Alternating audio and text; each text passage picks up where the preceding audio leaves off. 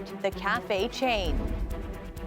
One, a notorious counterfeiter. The other, a Lamborghini driving ex-wrestling champ. Plus, it's never good news, right? Everybody needs their jobs, and Ford is the biggest employer here in Oakville. Layoffs are coming at Ford's Oakville assembly plant. The automaker says 185 workers will lose their jobs in September. And get out there now, otherwise they say we're all going to melt into puddles of sweat today. When we had a really lousy spring, I said I would not complain about the heat, so I'm not going to complain. A heat warning still in effect for the city of Toronto and much of southern Ontario. We'll show you what you can do to beat the heat. Good evening, I'm Talia Ricci. Through more than a dozen post-legalization crackdowns, the chain of illegal marijuana shops known as Cafe have been resilient, surviving a game of whack-a-mole playing out in front of the entire city. Take a look at this. This is the Cafe location in City Place on Fort York tonight. Police barricaded the entrance earlier this week with huge concrete blocks. But even that isn't stopping the operators. It appeared tonight they opened an outdoor dispensary on the street. We've learned that two men who helped get Cafe, Cannabis, and Fine Edibles started are a couple of lifelong buds from the Windsor area. We don't know their exact roles in the company or whether they still have one, but John Galvano and Wesley Weber have criminal records.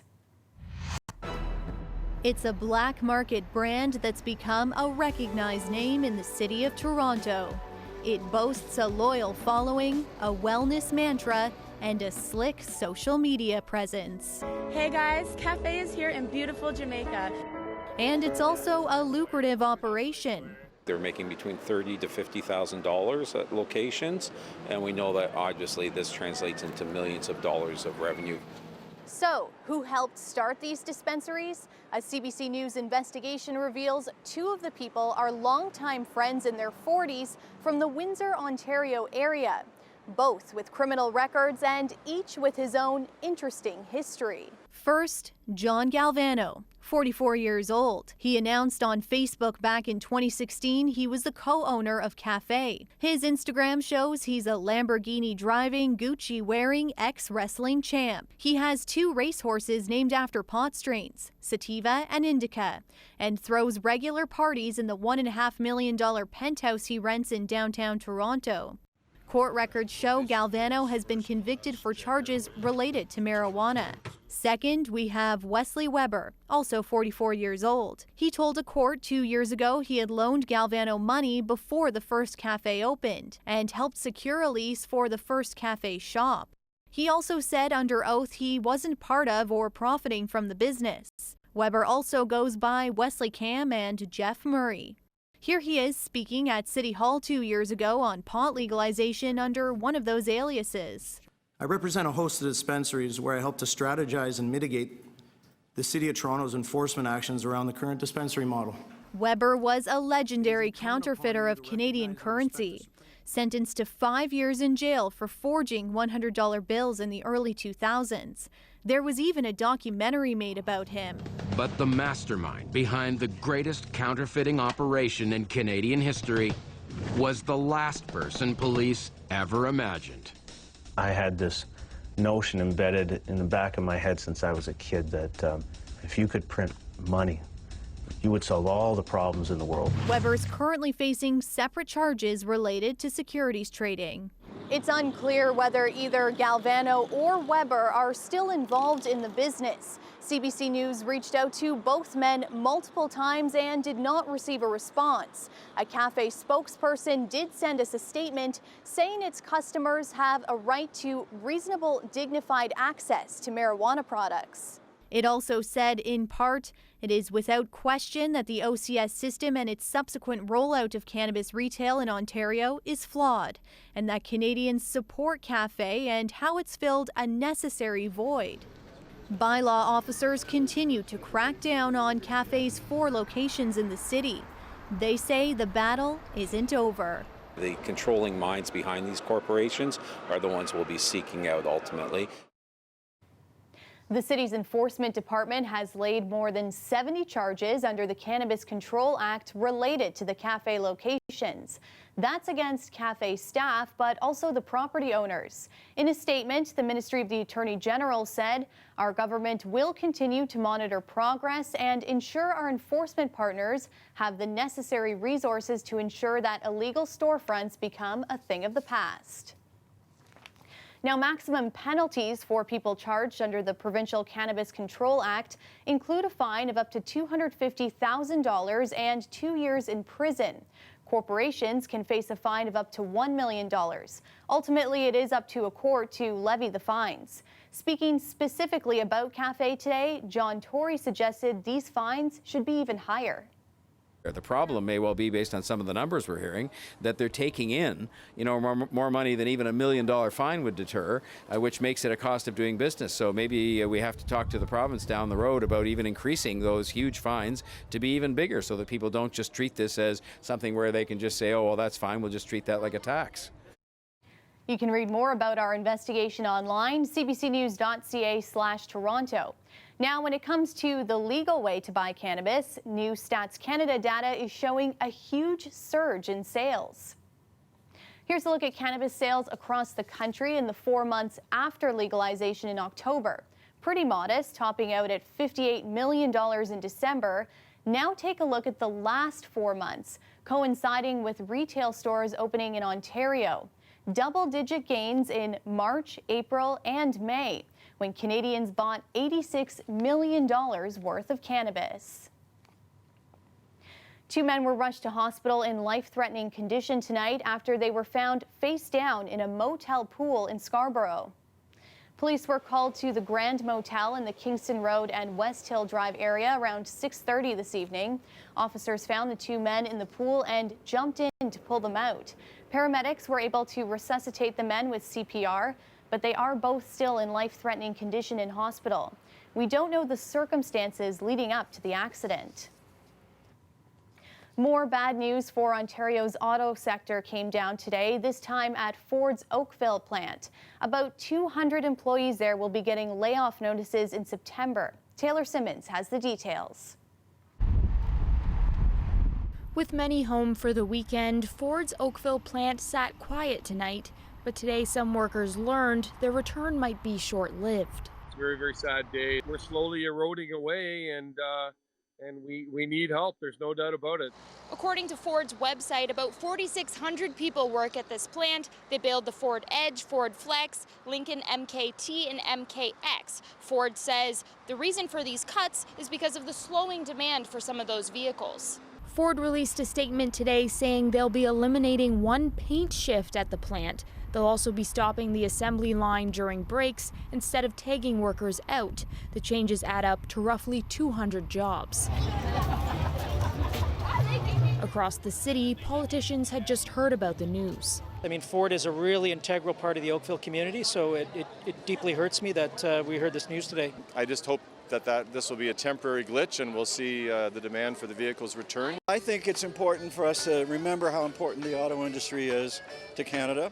And I'm confident that the government understands that. But with recent layoffs at several other auto plants like Chrysler and Windsor and GM in Oshawa, some are asking the government to do more. Would I like to see the provincial government get a lot more involved and finally put some maybe some investment or some kind of understanding back into the manufacturing automotive industry? Absolutely. In a statement, Minister of Economic Development Vic Fideli's office said they're disappointed in the news, adding they've been in contact with Ford offering support to the affected workers. The Ford government did announce a $40 million investment in the auto manufacturing sector in February. The layoffs are expected to take effect in September. Taylor Simmons, CBC News, Oakville. Toronto was under a mix of weather today, but one thing remained steady. It was hot. Environment Canada keeping the city under an extreme heat warning, along with a severe thunderstorm watch that's still in effect. Angelina King looks at how people are staying cool. Exhale. It doesn't take much to get your sweat on in these temperatures. Still, whether it was to work out, walk the dog, or just hang out, people in Toronto headed outside amid what meteorologists say is among the hottest days of the year. Heat in general is unusual, you can say, because our seasonal temperature should be around 27, so this is well above seasonal. So how does Toronto stay cool amid scorching heat and heavy humidity? We hit the streets for some tips. How do you creatively beat the heat in Toronto summers? Tarps off and H2O, lots of water. Honestly, lots of water is definitely the key, and weirdly enough, a hot coffee, to be honest. What does the hot coffee do? I don't know. Heat regulation. It's like heat regulation, yeah. You get some ice cream, pour milk on you, go to a pool, water park, have fun. That's my trick. Just go to the pool. For relief, the City of Toronto recommends heading inside to one of the 300 designated cool spaces, including pools, malls, community centers, and libraries. There are 58 public outdoor pools and 11 beaches, but 2 of those beaches, Sunnyside and Marie Curtis, are deemed unsafe to swim due to high E. coli levels after Wednesday's rainfall. At Woodbine Beach, a red flag and a warning to stay away from the water due to possible lightning with a storm brewing. A bit of rain sent some people running for cover, but it was welcomed relief. I think it made it better. If it was sunny, it would have been like a lot hotter. We're already wearing our bathing suits, so it would not be too bad. Paramedic Superintendent Paul Roberts says even if it's cloudy, don't be fooled. Humidity alone makes it more difficult to cool off because your body doesn't perspire as quickly. He says it's time to get help and go inside if you experience symptoms like these. At first they'll feel increasingly warm and hot. As time goes on, the body starts to counteract that by making you breathe fast, heart going fast. You may experience headaches as well as nausea, vomiting. An interesting thing to note, experts say while it does cool off in the evenings, it's actually the time to be most mindful because that's when it's more difficult to find public spaces that are open with air conditioning. Angelina King, CBC News, Toronto.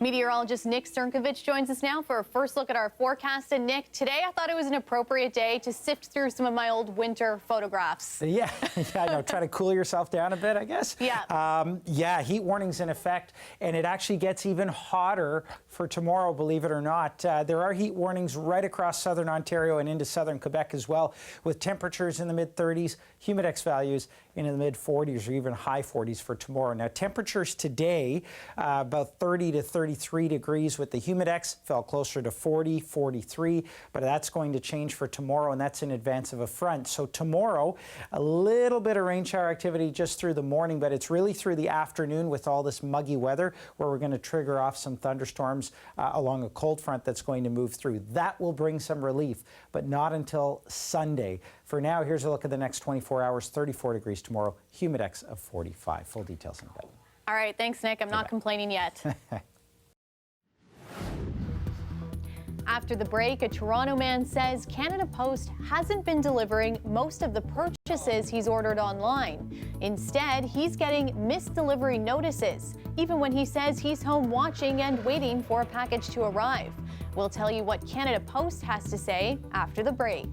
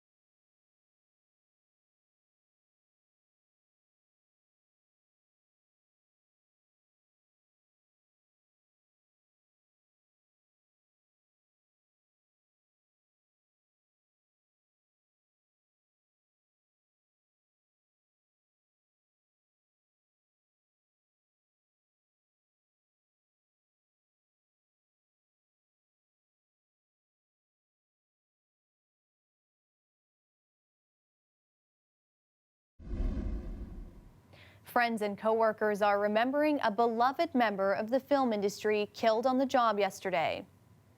Warren Appleby, seen here with his wife and children, was a special effects coordinator.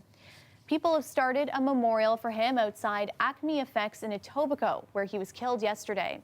He was doing prep work for the Netflix show Titans.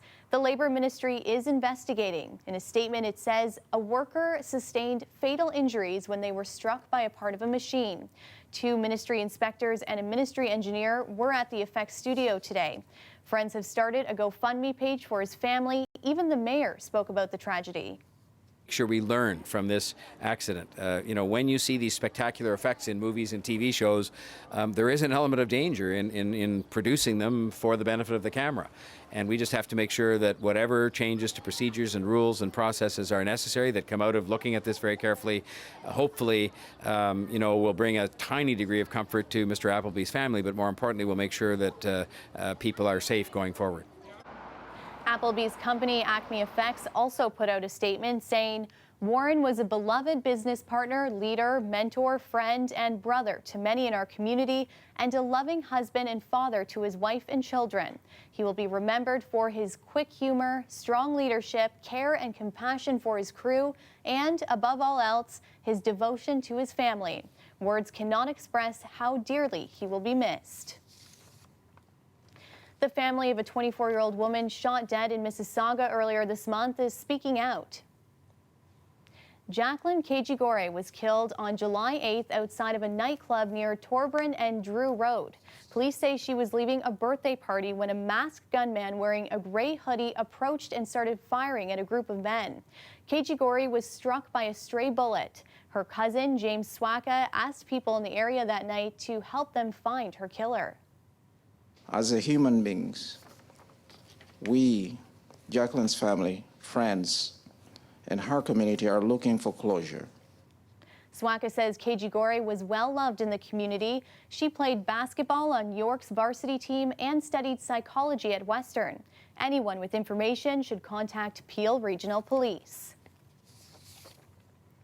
Does this ring a bell? You're at home expecting a package, but it always seems to come at that one moment you can't hear the door.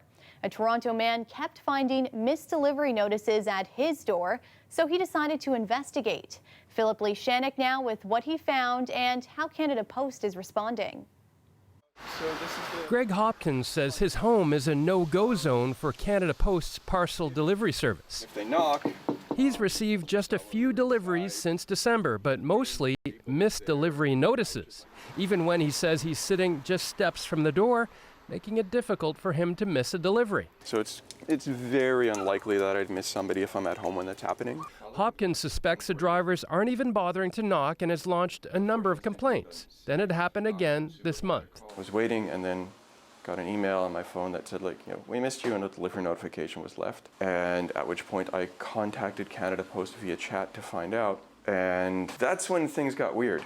In a chat, he says a Canada Post customer service rep told him the delivery agent had deemed his property unsafe and had issued a delivery notice card for protection. So that they're not attempting deliveries there, and they're just leaving package cards. And I asked why it was unsafe, and they said they couldn't explain that. He was also told parcels cannot be left at his side door because Canada Post actually considers it a back door, and delivery agents aren't permitted to go anywhere that's not visible from the street. Canada Post checked with its local operations to find out if there were any delivery issues at the address. They told us there were no safety concerns at the home, but because of security issues in the neighborhood, the delivery agent determined it would be better if the customer picked up his parcel at a post office. It's not the first time Canada Post delivery agents have been accused of not bothering to attempt delivery, as this homeowner's security camera video appears to show. No package, just a missed delivery notice. And other customers have had similar experiences. Yeah, I was home, and they said they rang my buzzer, but they didn't. I don't know. I was home, but they don't ring my doorbell. They just kind of I think, because I don't hear something, but then they'll leave a notice saying that I wasn't home. As for Hopkins, although there's other delivery companies, he says he's stuck. I don't think I have a choice. If you're ordering things, I mean, it's up to the shipper how they deliver things. so there's nothing I can really do with that. But despite those security concerns, he still gets his mail delivered. Philip Shannock, CBC News, Toronto. No surprise here, it's officially the hottest day of 2019. Toronto is under an extreme heat warning, and we're not alone. Heat alerts are also out for Nova Scotia and southern Quebec. Nick is back after the break with a look at your weekend forecast. Stay with us.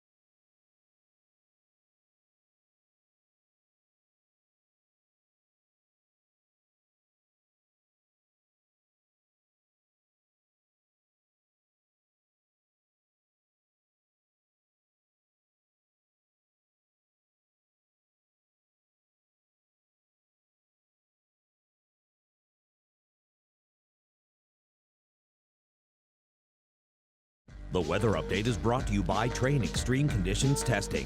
It's hard to stop a train, really hard.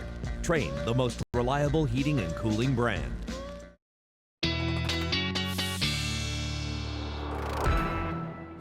Nick's back now with our extended forecast, and I'm sure the big question is how long is it going to feel like it's in the 40s for?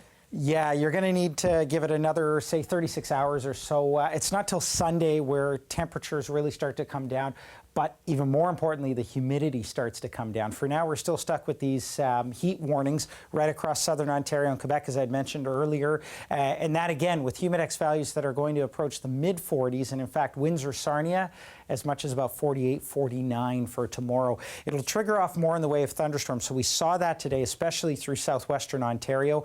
Tonight through tomorrow morning, there's a slight chance we'll see a few showers popping up, but generally it should stay dry through tonight. And then a sunny start to the day tomorrow, but you notice along the afternoon, this is just in advance of a cold front that's going to move through. So we'll trigger off some mid to late afternoon thunder showers north of the GTA, but watch what happens as we go through later in the day. It interacts with what's called the lake breeze here, and that's where we really start to trigger these storms off. Same story happened today, by the way, but they're lined up along the front. So I think late afternoon we're going to see some pretty decent thunder showers, most of it to southwestern Ontario, but the Golden Horseshoe is going to get it as well. After that, some slightly cooler but drier air in the forecast heading into Sunday. And generally, Sunday should be a mix of sun and cloud. A few spotty showers for southwestern Ontario, but other than that, it should stay pretty dry. For tonight, you're looking at temperatures in southwestern Ontario, about 25 degrees. Humidex, though, overnight at 36. Tomorrow, it's even worse than it was today. Temperatures 35, 36 degrees. Humidex values approaching the 50 mark for tomorrow. Golden Horseshoe, not far off of that. Tonight, temperatures around 23 degrees. Humidex of about 34. 34. Through tomorrow, we're looking at those thunder showers moving through. Highs 34 degrees, humidex values around 45 for tomorrow, and hence why we have these heat warnings in effect. There's your cold front that rolls through. Sunday, a little bit more relief, 27 degrees. A humidex of 31, so you notice that humidity is coming down, and then much nicer and fresher air in the forecast for next week. I can't believe you said the word 50 there. Thanks, Nick. I know.